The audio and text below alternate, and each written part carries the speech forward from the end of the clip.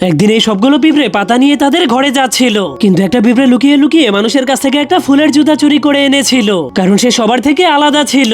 এরপর সবগুলো পিঁপড়ে যখন তাদের বাসার দরজার সামনে পৌঁছে যায়, তখন পিঁপড়েদের ক্যাপ্টেন তাদেরকে চেক করতে শুরু করে দেয়, যার কারণে সেই পিঁপড়েটা যখনই সেই জুতাটাকে নিয়ে বাসায় ঢুকতে যায়, তখন তাদের ক্যাপ্টেন অনেক রেগে তাকে বলে, এটা কোনো খাওয়ার জিনিস না, তুমি এটাকে ফেলে দিয়ে খাবার খুঁজে আনো। যা শুনে পিঁপড়েটা অনেক মন খারাপ করে সেখান থেকে চলে গেলে কিছুক্ষণ পর সে একটা চিরুনি নিয়ে ফিরে আসে, যা দেখে ক্যাপ্টেন আরো বেশি রেগে গিয়ে বলতে শুরু করে, যতক্ষণ আমি এখানে আছি ততক্ষণ তুমি কোনো ফালতু জিনিসই ঘরে ঢুকাতে পারবে না। কিন্তু সেই পিঁপড়েটা হার মানতে রাজি ছিল না, যার কারণে সে আবারও চলে গিয়ে এবার একটা চশমা নিয়ে আসে, কিন্তু ক্যাপ্টেন সেই চশমাটাকে দেখেও আবারও তাকে মানা করে দিয়ে সেখান থেকে চলে যেতে বলে। তখন সে চুপচাপ চশমাটাকে নিয়ে সেখান থেকে চলে গেলেও তার পুরো বিশ্বাস ছিল একদিন না একদিন ক্যাপ্টেন তাকে ঠিকই ঘরে ঢুকতে দিবে। এরপর সে সন্ধ্যা পর্যন্ত অনেক পরিশ্রম করে ফিরে আসার সময় নিজের সঙ্গে একটা স্প্রিং নিয়ে আসে, যা দেখে ক্যাপ্টেন বুঝতে পারে এই পিঁপড়েটা কখনোই ভালো হবে না, যার কারণে সে অনেক রেগে দরজা বন্ধ করে দিয়ে তাকে সারা জীবনের জন্য দল থেকে বহিষ্কার করে দেয়। কিন্তু এবার সেই পিঁপড়েটার কাছে কোনো ঘর না থাকলেও সে হার মানেনি। তার একটা লুকিয়ে রাখা গোপন জায়গা ছিল যেখানে সে তার ওই আজব জিনিসগুলোকে জমা করছিল।